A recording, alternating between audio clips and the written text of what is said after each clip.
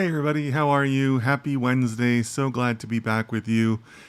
Hope that your day is going well and thank you for joining the Data Roundtable. This is where we get together to talk about data science, algorithms, AI, anything you want really.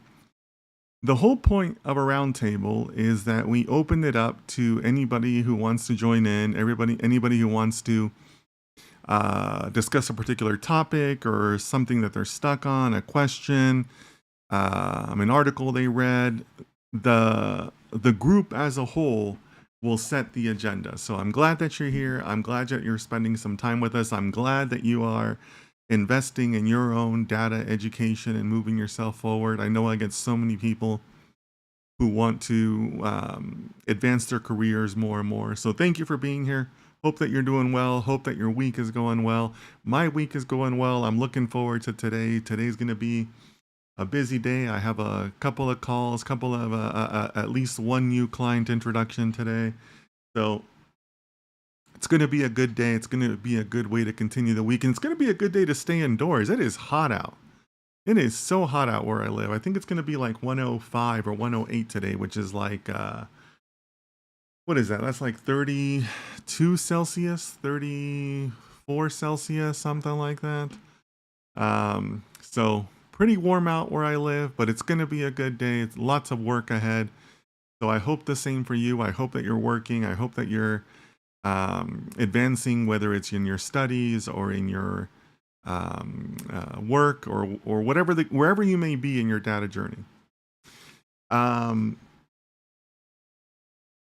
So today I did make a posting on Instagram that has my summer streaming schedule for those of you that are interested. What I'm going to be doing is I'm going to be streaming every day on both YouTube and on Instagram. It's not going to be easy.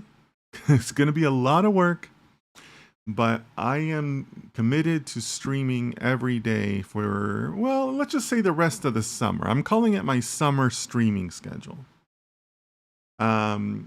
Part of it is motivated by a YouTube contest that is currently going on. I've been invited to join this YouTube workshop. I don't want to say too much about it because, they say to keep things confidential, but I'm in a YouTube workshop and I've done their workshops before. YouTube, credit to YouTube for really putting good resources out there for creators. I've really enjoyed the workshops that I've been a part of, and I've gone to some of their events. They actually had a pretty nice event here in Las Vegas, maybe like 2 months ago. That was a lot of fun. So I'm going to be committed to streaming. I'm going to rack up my streaming hours on YouTube. I'm going to do that for 1 hour at 1500 GMT. Once that is wrapped up, and I'll stream for at least 30 minutes, but I'm trying for an hour. Once that's wrapped up, I'll hop over to Instagram and stream there. On Instagram, I've never really directly streamed there. I've always done streaming via RTMP, my OBS. I've never done it directly on the app. So in the last week alone, I've racked up more hours directly on the app than I think I have ever. So I'm streaming there for about an hour or so, give or take. So look for me over on Instagram also after this stream ends. And on Instagram, the questions tend to be a little bit more towards studying and jobs, as opposed to YouTube that tends to be a little bit more of a free-form discussion, I think you could say. So we'll see how that goes. But I am optimistic that I'm going to keep up with this streaming schedule. It's going to be a lot of work. Believe it or not, streaming takes a lot out of me. It requires a lot of extrovert energy to be streaming so much. So I'm going to do that, and committed to doing it through August, the end of summer, August, September, something like that. And we'll see how it goes. Summer last year was a great time of growth for my platforms. So I'm hoping to do the same thing here. I'm growing like crazy over on Instagram. So just gonna go ahead and keep going and keep on building up those hours and see what happens. So speaking of Instagram, I made a post yesterday on Instagram on one of those carousel posts that has multiple pictures. I developed this little case study around a recent win that I had with a client. I had a client that was recently found themselves in between jobs, and they needed a job fairly soon. And I helped them with their job search with a multi-pronged approach, I think you could say. And they did great. They managed to get an offer in a very short amount of time. And I made a case study about it and I put it up on my Instagram. So you're welcome to go see it. And the main reason I'm putting it out there is because I want people to realize that not to get discouraged. The jobs are out there, right? Data science jobs are definitely out there. I know sometimes it may not seem that way, but the jobs are out there. But it does require a prepared candidate. You do have to be ready for it. It requires a lot of work, a lot of self assessment, a lot of being honest with yourself on where your gaps are and how you can fill those gaps. And then it also takes a positive attitude. It takes a lot of positive attitude from yourself, a positive environment that you create for yourself, and positive encouragement from the people around you. Right? All of those things have to combine in order to, kind of result in a job that you want. Right? So if you're interested in that, please go check out my Instagram. I think it's a fairly interesting case study. Again, just to kind of give you an idea of what it takes. And maybe, another way to look at it is to say, this is what other candidates are doing, right? You don't always get a sense for that when you're applying, right? Applying is kind of like an individual thing. There's no scoreboards or anything else like that, right? So this type of case study should help you understand, like, okay, wow, that's what some people are doing for jobs, and maybe that's why they're getting jobs and I'm not, right? Something to think about there. So it's out there. It's on my Instagram. It's actually pinned on my Instagram, so it's at the very top of my feed, of my grid, if you want to go check that out. But again, I just think it serves as a really good reminder of what some people are willing to do in order to get jobs. So if that helps you, if you have questions on that, please let me know. But I think it's really good to look at that. Over in the chat, I'm seeing Sai. Hey, Sai, how are you? Nice to see you. I think it's your first time here. Sai, for some reason, that was not caught by my social. Why is that not appearing? That's interesting, Sai. Sai, I only see you in my YouTube chat, but not in my unified chat. Well, that's weird. I don't know why that is. Wow, that's super weird. Osama says, hi, Dennis. Hope everything is going well. Hey, Osama. Nice to see you. Thanks for being here. Osama, give me just a second here. I'm going to have to figure out why.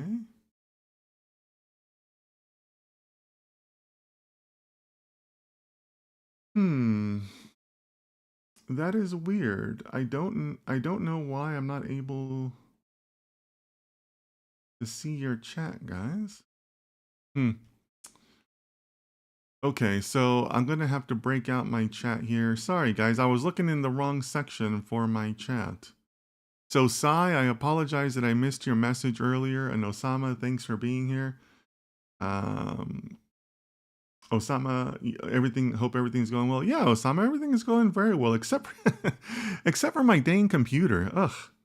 I bought a new computer 2 weeks ago, and it takes so much time to get all your configurations back and everything working. Obviously I still don't have my chat working the way I want it to, and I still don't have my storage working the way I want it to. So my storage still needs help. It's still a little bit of a mess. But thanks for being here, Osama. I hope that you're doing well. Um, yeah, but otherwise I'm doing great. People always ask me like, "How are you doing? Things are going well?" Guys, I make content for a living. I stay at home and I invented my own remote job. Like everything is always going well over here. I don't have to commute. I get to spend as much time as I want with my dog. I sit here and I just, cook my own meals and work and talk to people from all over the world. Everything is great. Like I feel like the luckiest person in the world in the world to be able to do this. I mean, I stay at home and I talk about data science all day. What could be better? But who knows? Who knows? I'm cooking up other plans for the future of ways to take this even further. But talking to you guys here on the streams is good. I also get to talk to my coaching clients. I talk to at least one of them or a couple of them on a daily basis. So that's always fun. But yeah, no, life is good over here, Osama. Thanks for asking. I mean, I'm not a person who naturally complains, but I definitely can't complain about this. I mean, I make content for a living. How bad can life be? But yeah, one of the things I do need to do though is I do need to invest a little bit more time in keeping on developing my own knowledge with some of the agentic tools that are out there. Man, that the tool landscape moves so quickly that I have to make sure that I'm investing enough time to educate myself on some of these things. It's moving fast, guys. It's moving super fast.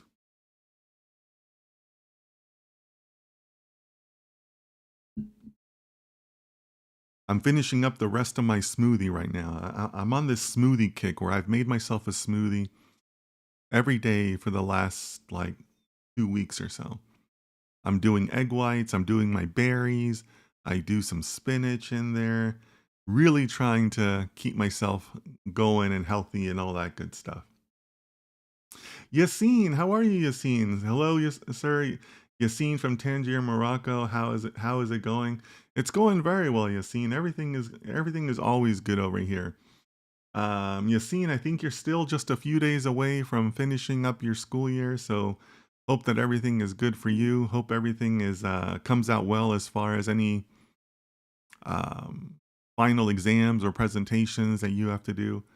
But yeah, no, everything is going very well over here. Thank you. I just finished telling Osama that I make content for a living. Life is good. I can't complain. I'm gonna be the last person you hear complain about life. But yeah, everything is going well. Hope the same for you too, Yassine. Yeah, so if there's anything else that you guys want to talk about today, or anybody else in the chat that wants to say hello, feel free to do so. This is basically what I'm here for, so just let me know what's going on with you guys. Again, the whole point of the data roundtable is that there is no set agenda. We discuss whatever is on the group's mind. Hey, by the way, Yassine, let me know, you don't have to say it in chat, but let me know at some point if you do make a decision on whether you're going to go for the PhD or not. I know we talked about that earlier in the week, but I was curious if you had come to a decision on that or if there's a timeline for making that decision. But, you're a smart guy, so I'm sure you're going to be just fine in whatever it is you choose. What's interesting is I do get a lot of messages from people in Morocco or Northern Africa or in other or places in that region that are asking me about jobs, and I really have no idea what the job outlook is for a data scientist. I had I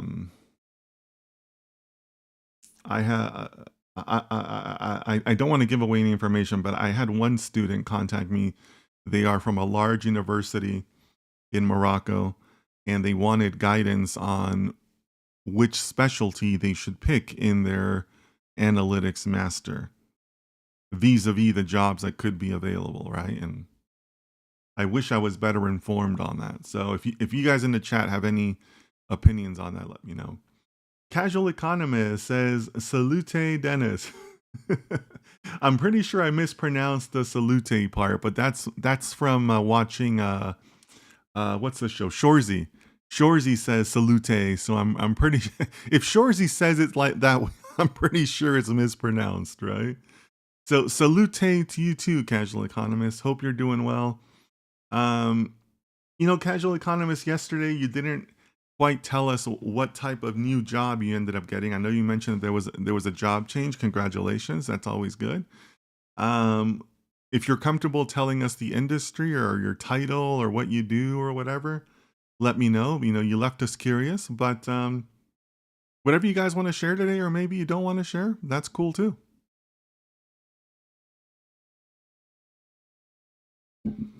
I have my stream here and then my stream over on Instagram.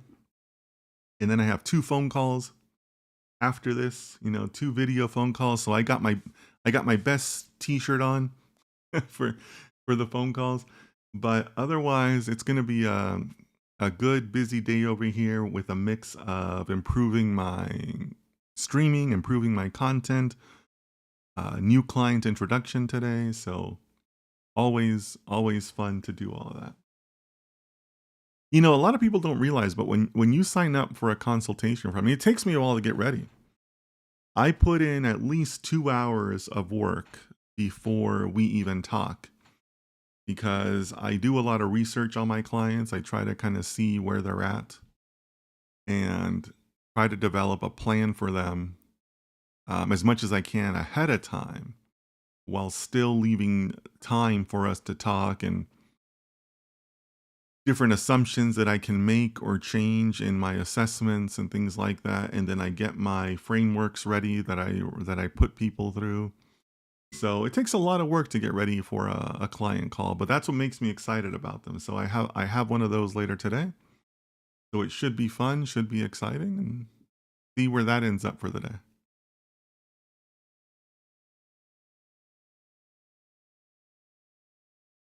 So what do you guys think? Any topics on your mind? Anything you guys want to talk about today? Nothing jumps out from anybody? Okay, so Casual Economist is sharing that they're doing revenue cycle management at a medical clinic. Okay. So that's like CFO work. Nice. So that's excellent. I mean, that sounds very sounds very fancy actually. So good for you, Casual Economist. At a medical clinic. Okay. I gotta say, it seems like the medical space is definitely hiring. I placed another client at a medical firm maybe like 2 months ago. They've been there like 2 months now. Yeah. So a lot of hiring going on in the medical / healthcare space. So good for you, Casual Economist. That's awesome. That speaks a lot to your background, right? So you must have a heavy background like in finance and accounting. So good for you. Yassine says, I don't know if you had the same thought, but one day I read in an article that AI succeeds in getting some certificates as an indicator for how smart and kinda wow it is. But I was like, that doesn't mean it's getting some magical smartness, but that we have been praising the wrong intelligence and using the wrong evaluation methods, and AI is just exposing that. Ooh. Wow. That is coming in strong there, Yassine. Well, first of all, I'm sorry. Denelson, I'm sorry I missed your intro. Denelson says, good morning, Sir Dennis. How's everyone's week going so far? Denelson, good to see you. Hope you're doing well out there in LA. The week is going very well, thanks. So Yassine, wow.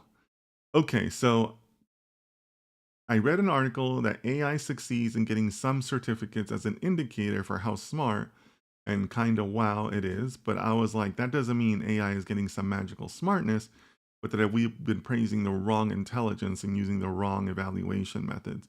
And AI is just exposing that.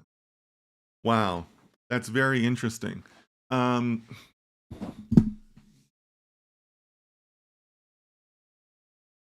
but here, but here's the thing that comes to mind first, Yassine. We'd have to define what certificates it's talking about, right? Because there's so many different like skills you can measure, and I'm wondering which ones this article was talking about. Like, are we talking about like tech certs, that you would sign up for online, or like formal like licensing exams? Like, what are we talking about? Because I'd be interested in knowing that. I'd be interested in knowing that. Kind of that's kind of like me validating my assumptions. That's the scientist in me. Because I obviously know a lot of the tech certs out there, and I have some professional licenses. So I have some background in that. So I'm just curious. So Yassine, I'd love to see you provide a couple more details before I comment, because I have a lot more thoughts on that topic. So while we're waiting for Yassine, Casual Economist says, I needed to come up with some fancy financial sheets or something to make me look smarter. Yeah, well, Excel will do that to you. The fancier the Excel, the smarter the person looks, right? Even though it's probably incredibly dangerous. I once worked for a company where, not only are the Excels complex, but have you ever worked for those companies where they have these really complex Excels, but then that Excel like feeds other Excel sheets, like completely different files, because how you can interconnect Excel files and use them as sources for each other, right? And then you have this one being a source for this one, and then it's connected to another one, and then the next thing you know, you got one sheet that's feeding like your entire organization, right? That is so dangerous. So dangerous. Casual Economist adds, I didn't really believe in the current AI answers until you used it for the fire insurance for your parents. Really? Really? Wow. Why is that, Casual Economist? Why? Because, wow, Casual Economist, I gotta say, I'm on the opposite side of that spectrum. I knew it would 100% help me. Like, that's crazy. Um, so Casual Economist, I'll give you my view first, and if you want to give yours, I'd be super interested in it. But like the whole beauty of me to AI is that it's been trained on virtually every document that's ever existed, at least publicly, right? Documents that are available publicly, right? So I knew that it would give me an answer because it's read all the insurance laws and all the insurance manuals and all the insurance adjuster training forms and things like that, right? And you know what? And I said this in my interview with CBS News. You can go back and see. I said that, that I don't have to be an insurance adjuster. AI has already been trained on all those documents, right? So that's exactly what I was counting on. So I would love to hear your reasons why, Casual Economist. Because for me, I was relying on the fact that it would give me good answers because it's been trained on all those documents. Right? All right, so Casual Economist says, I think AI answers are so bad most of the time. Really? So Casual Economist, give me your percentage breakdown of good versus bad. I'm guessing you would say that when you say bad most of the time, you'd probably say that 80% are bad. And I would say that 90% are good, 10% are bad.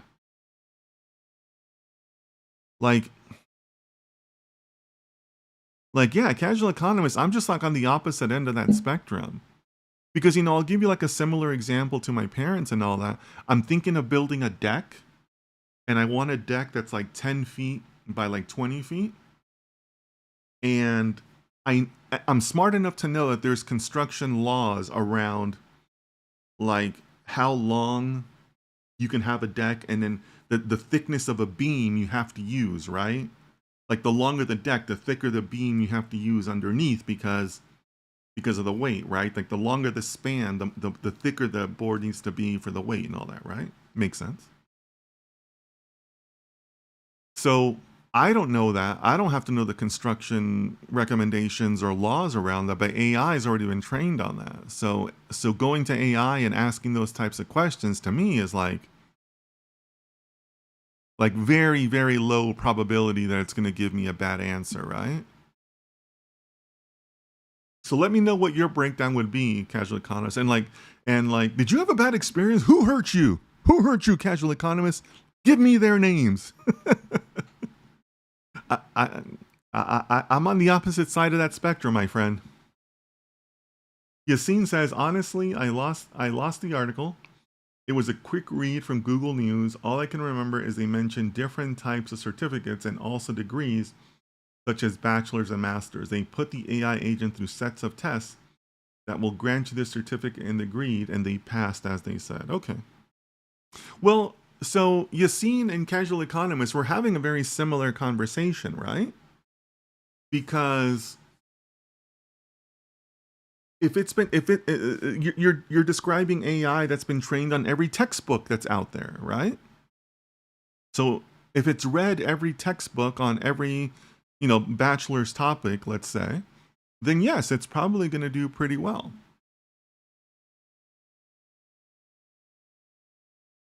Now,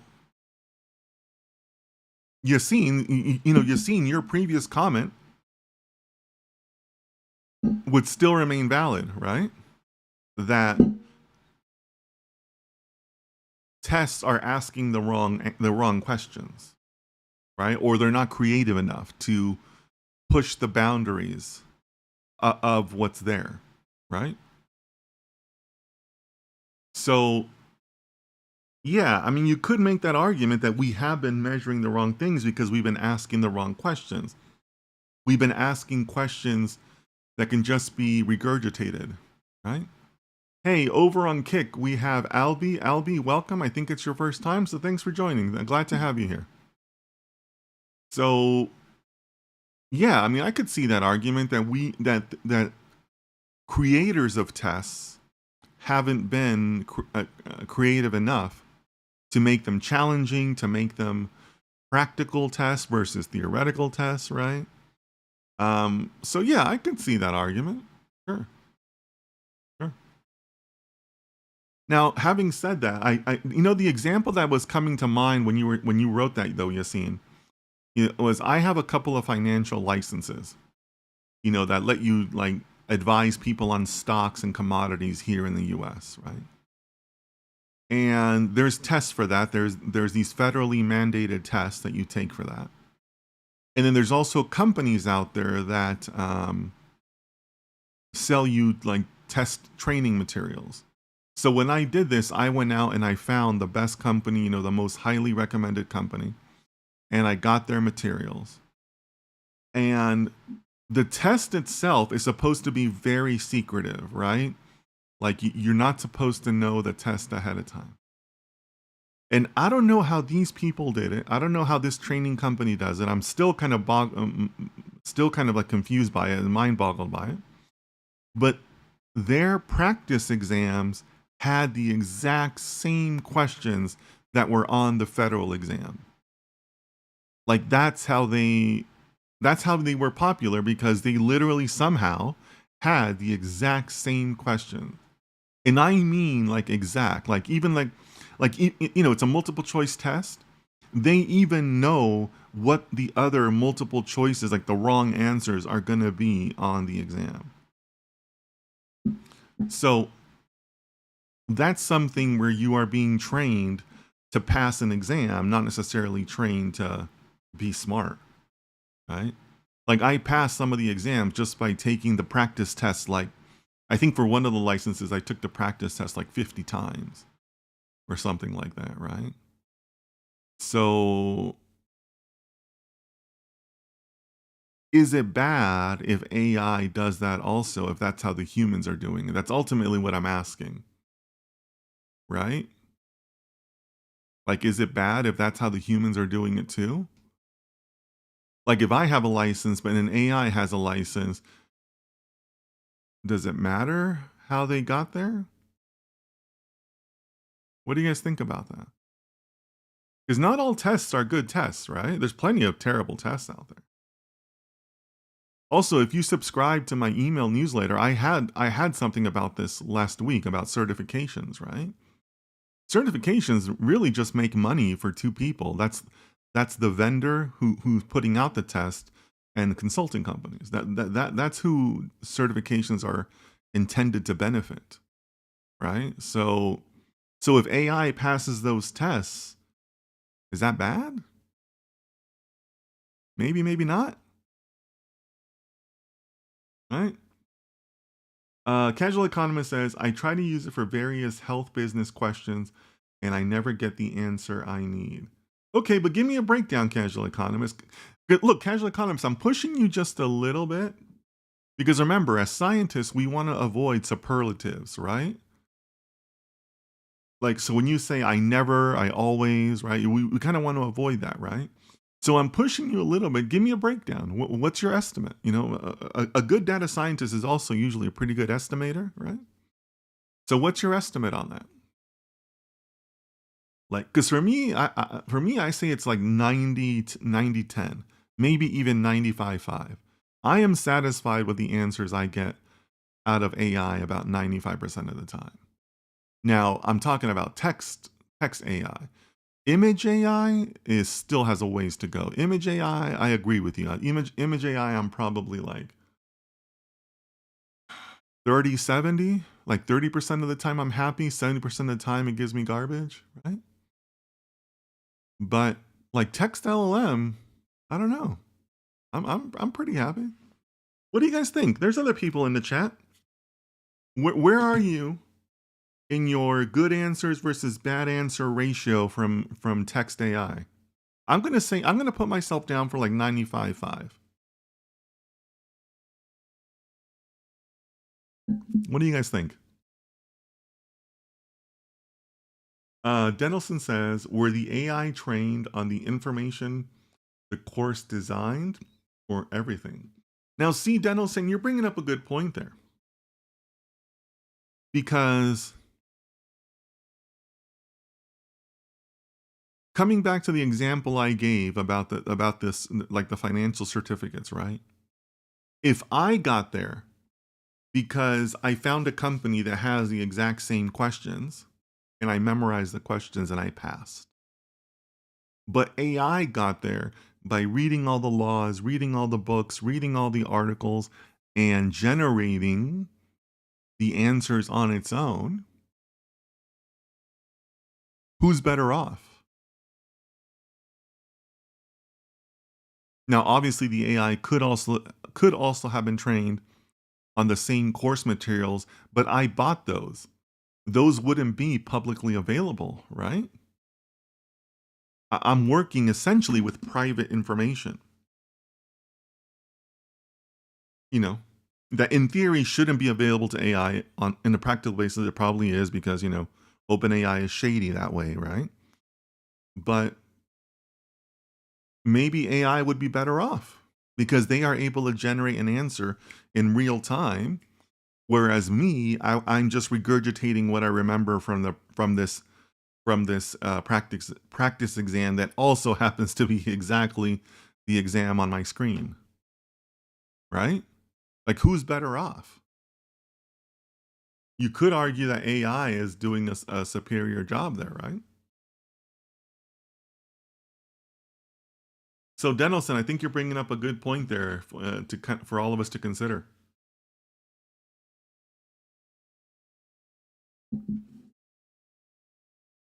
But let me know, guys. Let me know in the chat. Where are you guys at in terms of I like AI, the answers AI gives me versus not? Because Casual Economist has already expressed that maybe they're not so happy. I'm okay. I'm like at a 95.5. And as Casual Economist points out, you guys know that I use this for my parents, right? And the AI and the insurance claims, right? So I don't know. I don't know, Casual Economist. I'm kind of happy with text. Here's another thing I would think about too, guys. And this is something that I've been saying really from the very beginning. I am significantly happier now with LLMs than I have been in the past because I think they've improved quite a bit. Casual Economist, if you had asked me that question 2 years ago, or like let's call it 18 months ago, yeah, I might have agreed with you, right? But LLMs have advanced a lot, right? And if you know about neural networks, if you know about training cycles and all that stuff, you shouldn't be surprised by that, right? And I've said that from the beginning. The advantage of AI and why the age of AI is so important is not because of what they do now, but it's because of how fast they will improve, right? Because right now, even as we speak, there are training cycles happening that are only going to improve the future iterations of these models, right? Models are not static, they will keep on improving. So, maybe they're not perfect now, but they're going to be. They're going to be. Casual Economist says, well, actually, Denelson says, I'm at 85% with the AI answers. Really? Wow. I was able to follow an event in real time with AI recently, and it gave me a pretty good breakdown and implications of events happening at the event. Okay, cool. Okay. Now, see, Denelson, that's a great example of how AI has improved, right? Do you guys remember when, like, because if obviously AI and the fundamentals and the white papers have been around for a while, right? But as far as like a general release, entering the general consciousness of the public, AI became a thing in the winter of 2023, right? Like February 2023, March 2023, something around those lines, right? Do you guys remember when they first came out? They were saying how ChatGPT was good, but it was only trained for data up until like 2022 or something like that, right? And that wasn't a secret. OpenAI said that, right? OpenAI said we've only trained it up to 2022, right? But now that's changed, right? You can do real-time questions or things that were very recent. Hey, this happened yesterday. Can you give me a summary of? And it'll do that, right? So Denelson, I think you're highlighting an aspect of AI that has 100% improved in just 2 years, right? Or 2.5 years, right? So Casual Economist says medical coding AI answers are a flat 0%. That's very interesting, Casual Economist.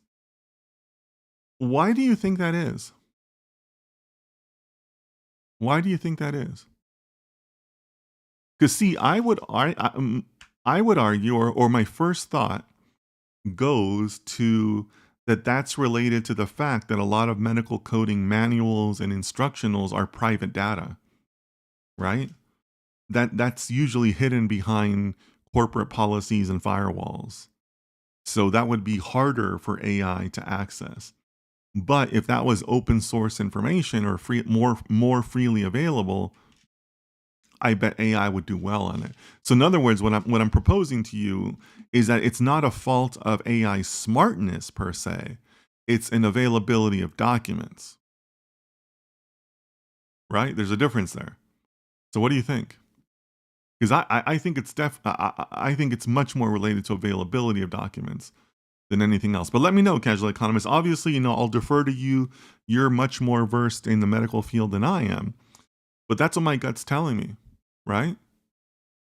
Doing bad in a highly protected subject does not mean that AI is doing bad, right? Let me know. So Yassine says, the irony is that you had luck with getting the same questions and some other people might not, but if they are not getting creative with questions, AI is definitely going to find questions they have seen. AI is definitely going to find questions they have seen. Yeah, okay. Before they need no luck and they apply the same logic to many, many more tests. Tell me how superior is that?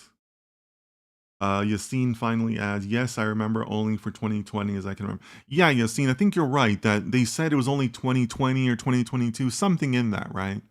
The point is that when the models first came out, they were definitely not real time. They were definitely not real time. So Denelson, what you're describing that you did this weekend or whenever it was literally not possible 2 years ago. Like OpenAI would have told you it's not possible, right? But here we are. But here we are. So coming back to you seeing the irony is you had luck with getting the same questions. Other people might not. But if they are not getting creative with questions, AI is definitely going to find questions they have seen before. They need no luck and they apply the same logic to many, many more tests. Tell me how superior is that? So Yassine, what I'm suggesting though is that AI would have still been okay even if the tests were better, but I would not have been okay, right? That's what I'm suggesting. That let's say I had pretty good training materials available to me, but when I walked in, the questions were different, right? I might still do okay, but Gen AI is 100% gonna do okay, right?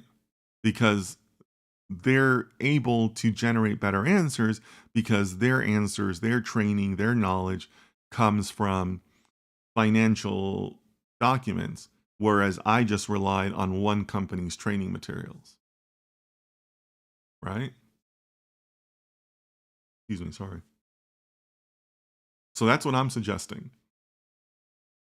That yes, the tests are uncreative because it's just regurgitation, right? They're just asking you, you know, I want you to say all of the above when I tell you to say all of the above. Because that's how I passed the test, right? Because after taking so many practice tests, I knew what the answers were ahead of time. So I'm just regurgitating there, right? I'm not breaking any new ground. So what do you guys think about that? Let me know.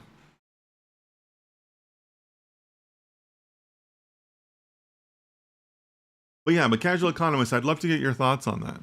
Because I'm positing that it's due to the closed nature of the information that you're describing. But the underlying like AI engine could still be a good engine, right?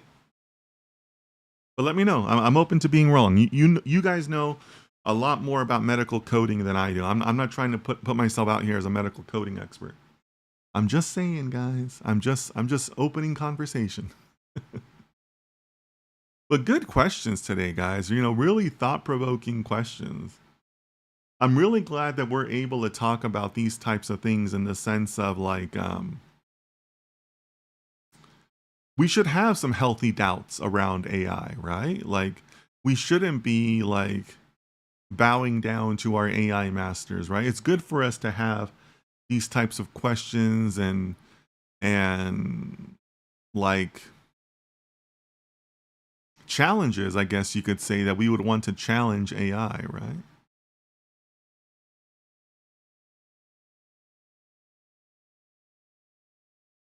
So if anybody else is joining us in the chat, please feel free to say hello. This is the Data Roundtable.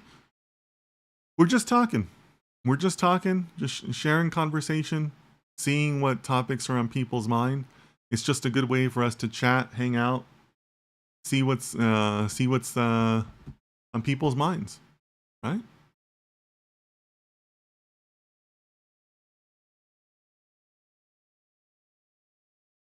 So Yassine says, for me, a chance of getting a desired output from AI depends on how well I structure my prompt. Honestly, sometimes I don't put that much effort, but on average for me in the first prompt, it's like 80% probability that I'll get my desired output.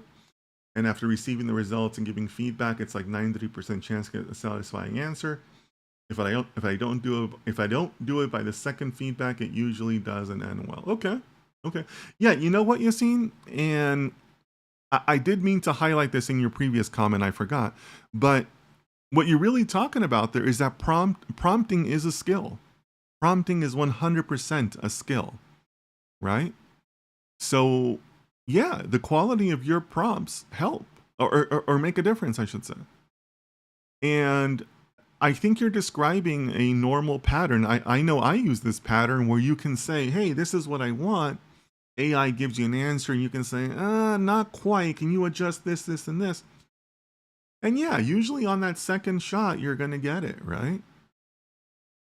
I don't know if I agree, or it hasn't been my experience that if it doesn't go well in the second one, it's not going to go well at all. I'll have to keep a closer eye on that. You know, maybe that applies to me. I'm not 100% sure, but yeah, I mean, what you're really talking about there is that prompting is a skill, and you're 100% right on that.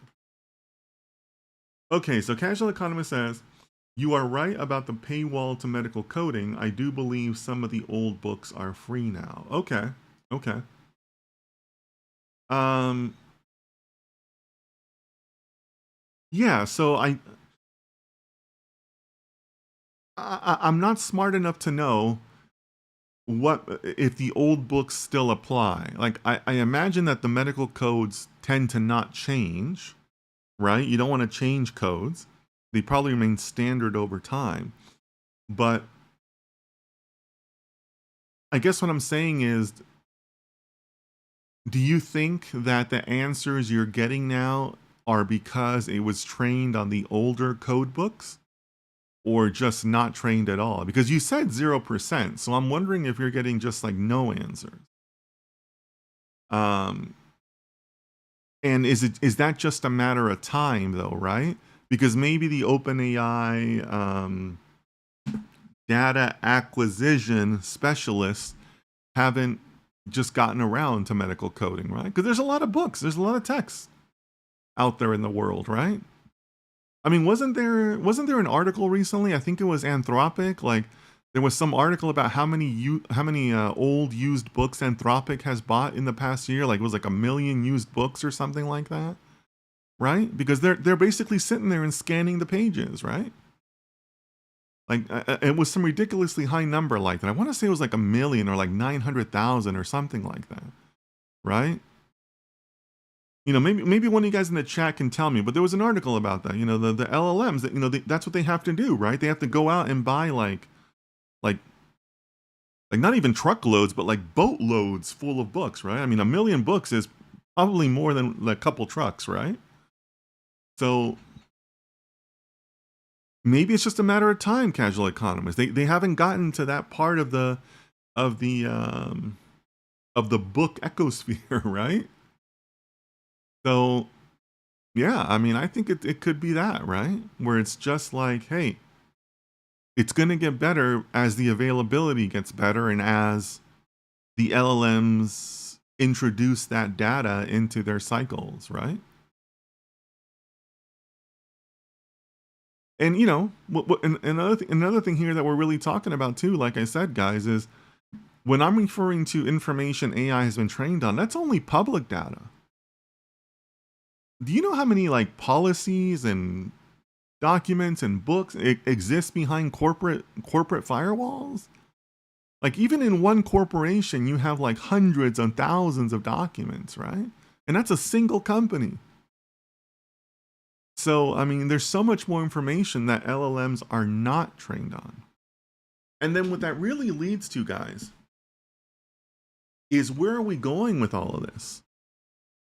Where we're headed is we're headed with foundational models, right? To fit for purpose foundational models.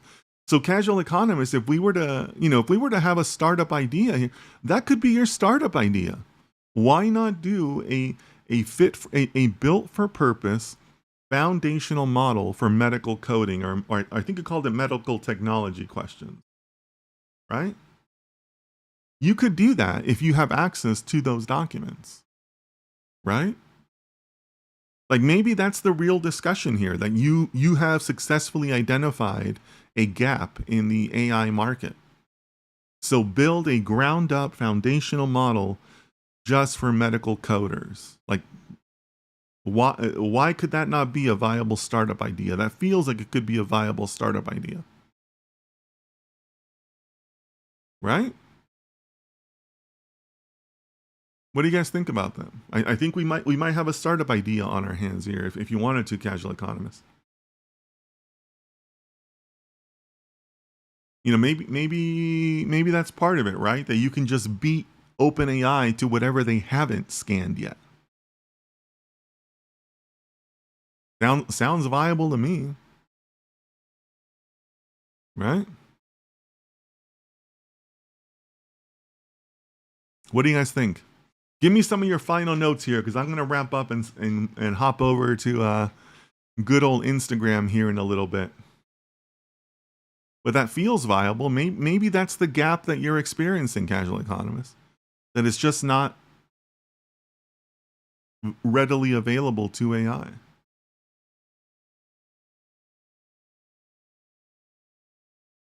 So anybody joining us late, this is the Data Roundtable. We talk about anything you guys want. Today has been a great discussion on the gaps and the abilities of AI, right? Like really surprising. Like I think Denelson, even you surprised me with the 85% on the AI answers. For me, it's 100% higher than that. I definitely am happy more than 85% of the time with the answers that AI gives me. So who knows? Lots of good stuff, guys. Lots of good stuff. So I want to thank you all for coming. We're going to keep going every day. We're going to keep growing every day. But really appreciate all the good discussion. And as always, I worry about you guys. Such a crazy, crazy world that we are living in. So please take care of yourselves, take care of your families, and I'll see you guys tomorrow.